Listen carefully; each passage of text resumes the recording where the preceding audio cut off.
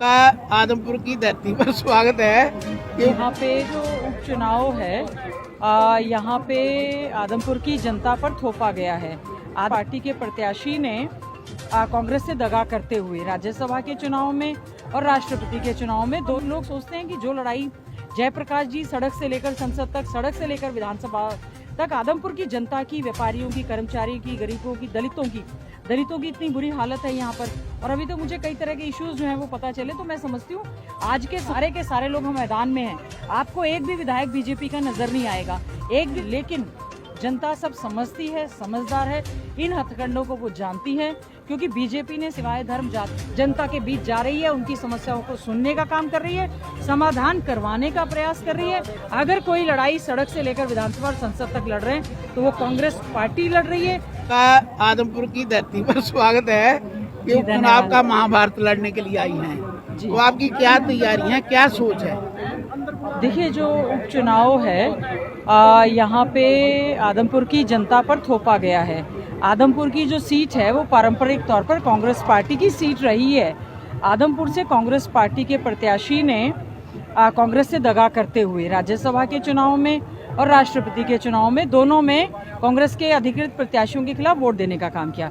Congress party ने चौधरी जयप्रकाश जी, जो पूर्व में केंद्रीय मंत्री रहे हैं, सांसद रहे हैं, विधायक रहे हैं, उनको यहाँ से प्रत्याशी बनाकर भेजा है। बहुत ही मजबूत वो प्रत्याशी के तौर पर है और पूरी कांग्रेस पार्टी इस आदमपुर चुनाव में मजबूती के साथ यहाँ पर उतरी हुई है। जो भी दूसरे दल हैं, चाहे वो लोकदल की बात हो, चाहे आम आदमी पार्टी की बात हो, इवन बीजेपी की बात हो, सभी के प्रत्याशी जो हैं वो कांग्रेस पार्टी से ही गए हैं। तो इसीलिए जो है वो यहाँ पर लोगों ने मन कांग्रेस पार्टी के प्रति बनाया और हमें उम्मीद है कि आने वाली 3 तारीख को एक वोट जो है कांग्रेस पार्टी के हाथ के निशान पर पड़ेगा, क्योंकि लोग जो हैं बीजेपी से और जेजेपी से पूरी तरह से त्रस्त हैं। यहाँ के किसान लगातार धरने पर बैठे रहे, मुआवजे की मांग करते रहे। पता था कि उपचुनाव आने वाला है, डेट आने वाली है, और बीजेपी कुलदीप बिश्नोई जी ज्वाइन कर चुके थे। उसके बाद भी सरकार ने इस क्षेत्र के किसानों की अनदेखी करते हुए उनको मुआवजा नहीं दिया, उनकी फसलें खरीदी नहीं जा रही हैं। यहाँ के शिक्षक धरने पर बैठे, यहाँ के शिष्य बच्चे धरने पर बैठे, यहाँ के स्कूलों को बंद कर दिया गया। सांसद भाई दीपेंद्र हुड्डा जी उस धरने पर पहुंचे, हमारे युवा अध्यक्ष पहुंचे, कांग्रेस के लोग पहुंचे और यहाँ के स्कूलों को खुलवाने का प्रयास किया। तो यहाँ से जो विधायक थे उन्होंने ना कोई कभी आवाज विधानसभा में उठाई, ना हम उम्मीद करते हैं। तो अब लोग सोचते हैं कि जो लड़ाई जयप्रकाश जी सड़क से लेकर संसद तक, सड़क से लेकर विधानसभा तक आदमपुर की जनता की, व्यापारियों की, कर्मचारियों की, गरीबों की, दलितों की इतनी बुरी हालत है यहाँ पर। और अभी तो मुझे कई तरह के इश्यूज जो हैं वो पता चले, तो मैं समझती हूँ आज के समय में बेरोजगार युवा, और चाहे रिटायर्ड लोग हों, चाहे रोजगार वाले हों, सब लोग इस सरकार से त्रस्त हैं और उन्होंने मन बनाया है कि कांग्रेस पार्टी को वोट करेंगे। क्या ये सत्ता का सेमीफाइनल कहा जा सकता है? देखिए, कोई भी चुनाव होता है वो बहुत बड़ी एक परीक्षा होती है और उस परीक्षा को गंभीरता से लेना भी चाहिए। और ये बहुत बड़ी एक चुनौती सभी पार्टियों के लिए, विशेष तौर से कांग्रेस पार्टी इसको गंभीरता से इस चुनौती को ले रही है। और हम समझते हैं आदरणीय चौधरी भूपेंद्र सिंह हुड्डा जी के कांग्रेस राज्य में जिस प्रकार से पूरे हरियाणा में और आदमपुर में, जैसे मेरी बालसमंद में ड्यूटी है, पूरा आदर्श गाँव है, वहाँ पर मंडियाँ हैं, गलियाँ, सड़कें, वाटर वर्क्स, हर तरह से, चाहे ITI और सब तरह की सुविधाएं कांग्रेस पार्टी ने देने का काम किया है। तो कांग्रेस पार्टी अपनी नीतियों को लेकर, अपने मुद्दों को लेकर ये लड़ाई लड़ रही है। और इसको मैं कहूँगी कि सत्ता का लालच की बात नहीं है।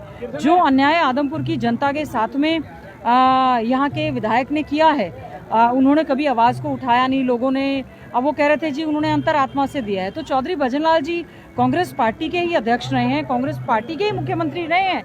तो चौधरी भजनलाल जी की भी अंतरात्मा दुखी हो रही होगी कि कांग्रेस की पारंपरिक आदमपुर की सीट से और उनके बेटे ने इस तरह से जो कार्य किया है। और जो यहाँ से प्रत्याशी हैं वो भी मैं बहुत ज़्यादा परिपक्व उनको नहीं समझती। इस मुकाबले में जयप्रकाश जी बहुत मजबूत हैं, सांसद भाई दीपेंद्र हुड्डा जी हैं, चौधरी भूपेंद्र सिंह हुड्डा जी हैं, हमारे पार्टी के अध्यक्ष, और सारे के सारे लोग हम मैदान में हैं। आपको एक भी विधायक बीजेपी का नजर नहीं आएगा, एक भी विधायक जेजेपी का नजर नहीं आएगा। उन्होंने तो कुलदीप बिश्नोई जी को उनके हाल पर छोड़ दिया है। हम मजबूती के साथ जो है ये चुनाव पूरी मेहनत के साथ कांग्रेस पार्टी लड़ेगी और जीतेंगे। और हम लोग जो आज वोट मांगने के लिए बाहर से आए हैं, हम लोग भी आदमपुर की जो भी समस्याएं होंगी, जो ज़रूरतें होंगी, उनकी आवाज़ को हरियाणा की विधानसभा में उठाने का काम करेंगे। ये काम और रहते हैं, ये माना जाता है कि राम रहीम की रिहाई हर बार चुनाव के समय क्यों की जाती है? देखिए, क्योंकि चुनाव का जब भी समय था उनको कोई भी डर दिखाया हो, उनसे समर्थन की चिट्ठी हासिल करने का काम किया है। जो सजा याफ्ता व्यक्ति हैं, एक आम व्यक्ति को तो पैरोल मिलती नहीं है, और उनको जैसे ही कोई काम पड़ता है बीजेपी को, उनके आकाओं को काम पड़ता है, तो उसी समय लॉ एंड ऑर्डर हर तरह से इन्होंने हर ऑटोनोमस बॉडीज़ को अपने कंट्रोल में किया हुआ है, और उनकी रिहाई मैं समझती हूँ ये भी, वैसे तो ये काम जो है वो होम डिपार्टमेंट को है, उनको ये देखना चाहिए कि किन हालातों में उनको पैरोल पर या बेल पर दिया गया है, ये उनको सोचना चाहिए। लेकिन जनता सब समझती है, समझदार है, इन हथकंडों को वो जानती है, क्योंकि बीजेपी ने सिवाय धर्म, जाति और बिरादरी में प्रदेश को बांटने के प्रदेश का कोई विकास किया नहीं है। आज हर वर्ग जो है बीजेपी की नीतियों से बिल्कुल परेशान और दुखी है। आप शिक्षा मंत्री रही हैं जी, और जैसा आपने खुद भी कहा कि स्कूल बंद कर दिए गए, जी, मर्ज कर दिए गए, अगर दोबारा कांग्रेस सत्ता में आती है तो इन स्कूलों के लिए क्या विचार हो? देखिए, कांग्रेस पार्टी में शिक्षा का अधिकार कानून 2009 आया, उससे पहले ही 20 लाख बच्चों को हमने स्टाइफंड स्कॉलरशिप उनके खातों में देने का काम किया था। अंबेडकर मेधावी छात्र दे रहे थे, हम राजीव गांधी मेधावी छात्र योजना दे रहे थे, कोई इनकम लिमिट नहीं थी, इन्होंने इनकम लिमिट लगाई। हमने आरोही मॉडल स्कूल्स बनाए 36 बैकवर्ड ब्लॉक्स में, जहाँ पर सबसे ज़्यादा बैकवर्ड एजुकेशनली इलाका था, उसमें जो है हमने उनमें जो है स्कूल बनाने का काम किया। सबसे पहले हम टोटल इंफ्रास्ट्रक्चर के साथ साथ जो 48,000 वैकेंसीज जिनको ये सरकार पोस्ट कैप करके मात्र 15,000 बता रही है, हम एक तो सीटेट वाली एलिजिबिलिटी जो इन्होंने ख़त्म किया उसको हम दोबारा से एलिजिबिलिटी करेंगे। हम सीटेट एस्टेट को लाइफ लॉन्ग जो भी पास कर लेगा उसको करेंगे। साथ ही साथ में बेटर इंफ्रास्ट्रक्चर के साथ साइंस, कॉमर्स और आर्ट्स सभी के सभी जो स्ट्रीम हैं उनको हम लेकर आएंगे।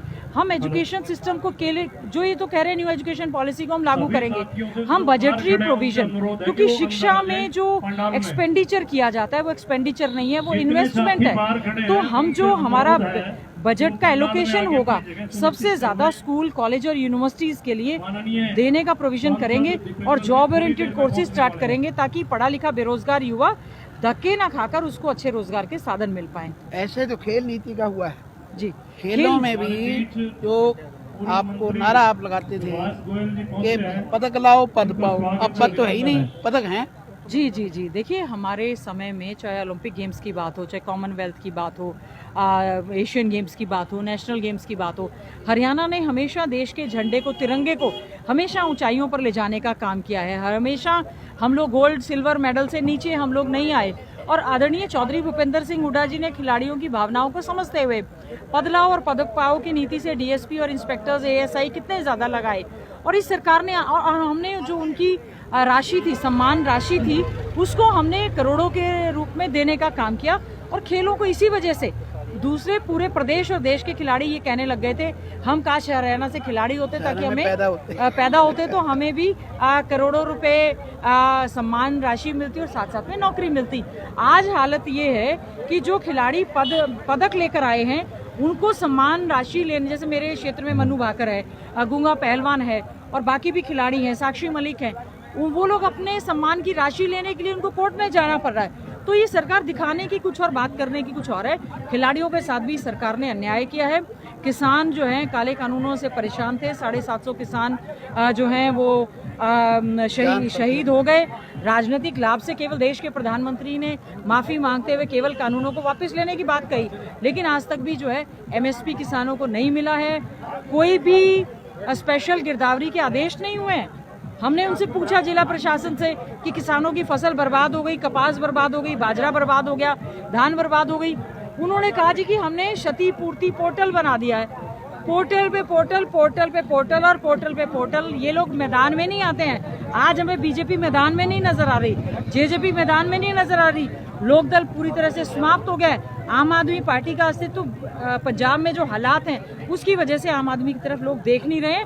आज केवल सर्वा आदरणीय चौधरी भूपेंद्र सिंह हुड्डा जी के नेतृत्व में कांग्रेस पार्टी मजबूती के साथ विपक्ष में भी विपक्ष आपके समक्ष कार्यक्रम करके जनता के बीच जा रही है, उनकी समस्याओं को सुनने का काम कर रही है, समाधान करवाने का प्रयास कर रही है। अगर कोई लड़ाई सड़क से लेकर विधानसभा और संसद तक लड़ रहे हैं तो वो कांग्रेस पार्टी लड़ रही है, और आदमपुर की जनता के मान सम्मान की लड़ाई भी कांग्रेस लड़ेगी, आदरणीय जयप्रकाश जी लड़ने का काम करेंगे। बहुत बहुत धन्यवाद आपका। धन्यवाद जी।